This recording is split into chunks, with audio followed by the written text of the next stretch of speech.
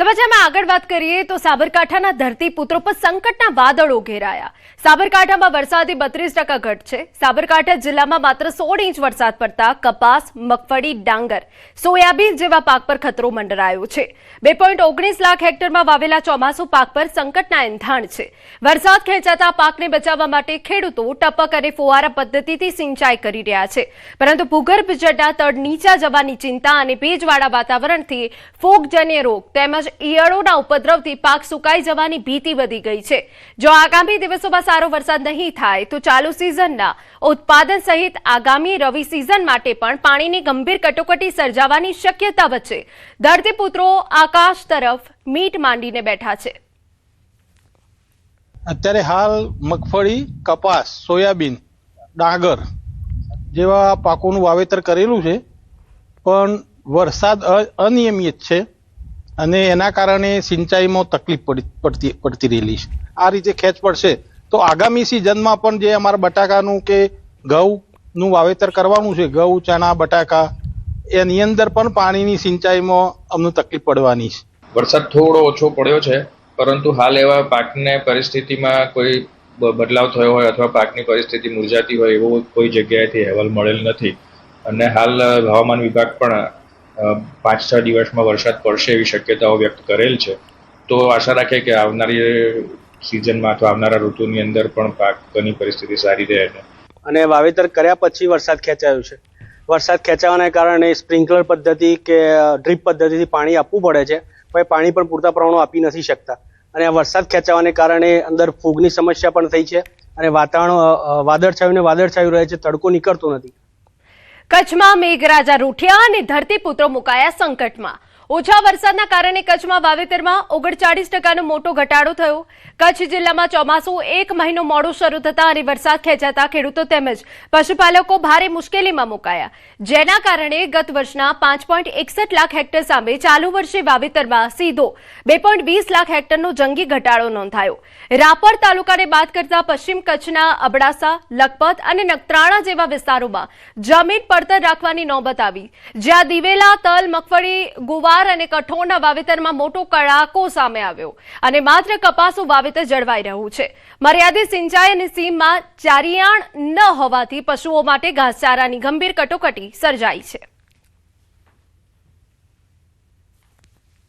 અત્યારે વરસાદની બહુ અછત થઈ છે, તો વરસાદ ક્યાંય નથી। આખા કચ્છની અંદર વરસાદ ક્યાંય છે જ નહીં।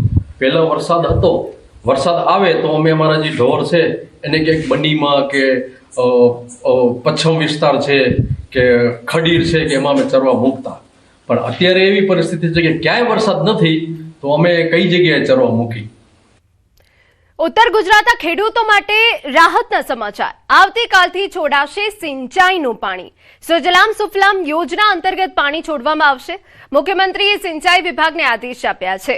અમેરિકા પ્રવાસે હોવા છતાં મુખ્યમંત્રીએ સ્થિતિની ગંભીરતા સમજી તાત્કાલિક ધોરણે સિંચાઈ વિભાગને આદેશ આપ્યા। વિધાનસભા અધ્યક્ષ શંકર ચૌધરી અને કૃષિ મંત્રી જીતુભાઈ વાઘાણીની રજૂઆતને પગલે નિર્ણય લેવાયો છે। વરસાદ ખેંચાતા ઉત્તર ગુજરાતના ખેડૂતોના ઊભા પાકને સંજીવની મળશે અને પાકને નુકસાન થતું અટકશે। અમારા સંવાદદાતા ગીતા વધુ વિગતે વાત કરવા જોડાયા છે। ગીતા, પૂરી વિગત। જી, ઉત્તર ગુજરાતના ખેડૂતોના હિતમાં મુખ્યમંત્રી ભૂપેન્દ્રભાઈ પટેલે અમેરિકા બેઠા એક સંવેદનશીલ નિર્ણય લીધો છે।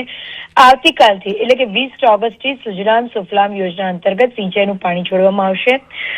અમેરિકાના પ્રવાસે ગુજરાતને લઈને વિવિધ બેઠકો હોવા છતાં મુખ્યમંત્રીએ સ્થિતિની ગંભીરતા સમજીને તાત્કાલિક ધોરણે સિંચાઈ વિભાગને આદેશ આપ્યા છે। હું આપણે જાણવા માંગીશ, વિધાનસભાના અધ્યક્ષ શંકરભાઈ ચૌધરી અને કૃષિ મંત્રી જીતુભાઈ વાઘાણીની રજૂઆતના પગલે આ નિર્ણય લેવાયો છે।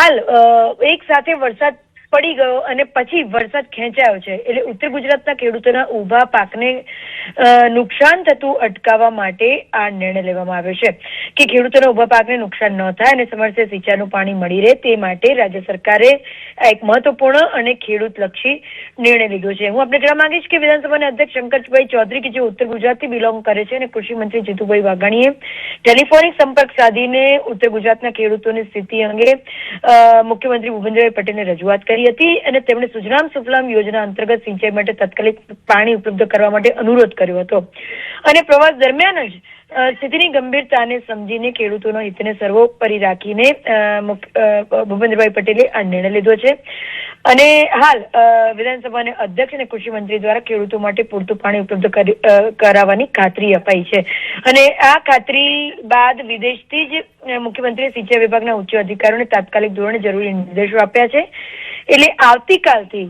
ઉત્તર ગુજરાતના વિસ્તારોમાં સિંચાઈ માટેનું પાણી છોડવાનો નિર્ણય લેવામાં આવ્યો છે જેનાથી ઉત્તર ગુજરાતના હજારો ખેડૂતોને રાહત મળશે અને પાકને સમયસર પાણી મળતા મોટું આર્થિક નુકસાન થતું અટકશે. જી બિલકુલ, આભાર તમામ વિગતો બદલ.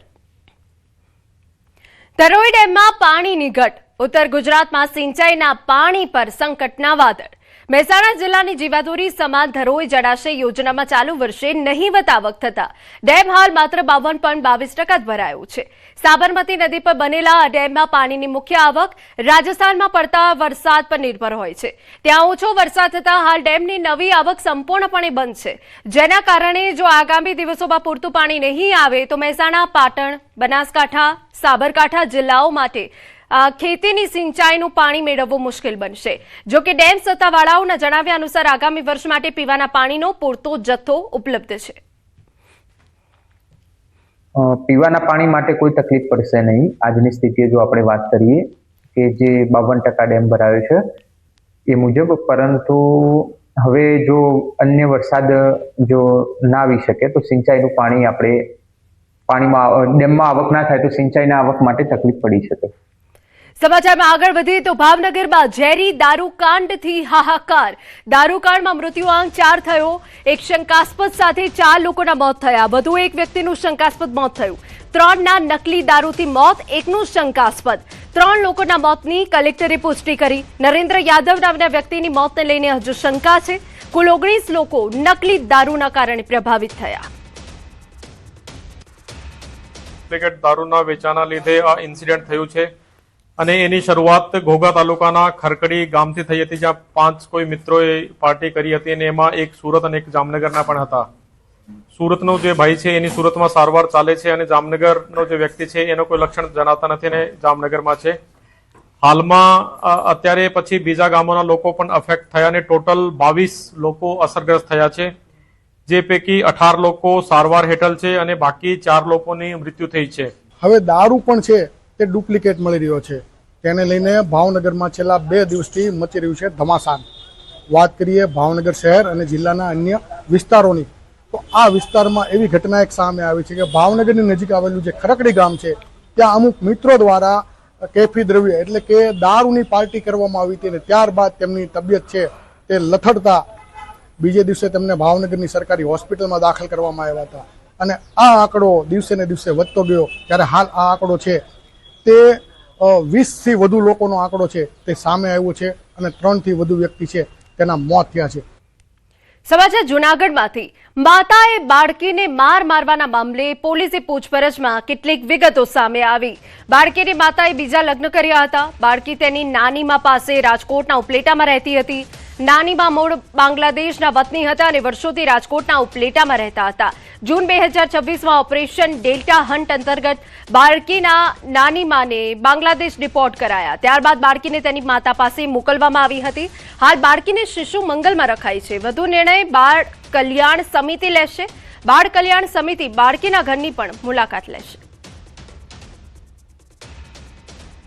तो एक बात ये भी सामने आई कि ये जो बच्ची है पहले अपनी नानी के साथ रहती थी और उनकी नानी राजकोट रूरल के उपलेटा जो टाउन है वहाँ रहती थी और गुजरात सरकार ने जून 2026 में जो ऑपरेशन डेल्टा हंट करके जो किया था, इसी ऑपरेशन के तहत ये बच्ची है उनकी नानी को बांग्लादेशी थी, उनको डिपोर्ट किया गया.